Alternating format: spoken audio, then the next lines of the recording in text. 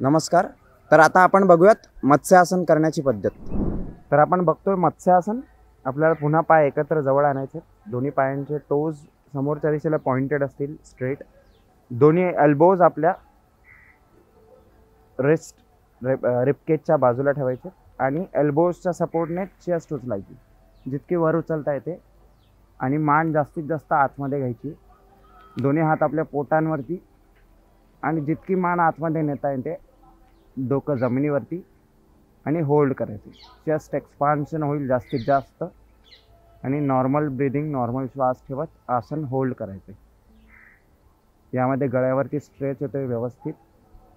Over stretch नाही करायचे. मान रिलॅक्स असेल एकदम. झाल्यावरती पुन्हा हळूवारपणे उचलायचे आणि रिलॅक्स सोडायचे. शवासनात पुन्हा काही वेळ रिलॅक्स करायचे.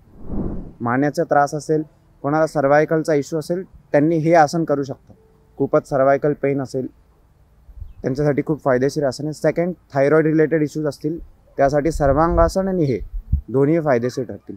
मत्स्यासन जास्त उपयुक्त ठरेल. सो थायरॉइडचे कोणाला इश्यूज असतील त्यांनी हे मत्स्यासन नक्की करा. दमा रिलेटेड, रेस्पिरेटरी सिस्टम, अस्थमा असे कुठले त्रास असतील तर मत्स्यासन त्यात नक्कीच हेल्प करेल.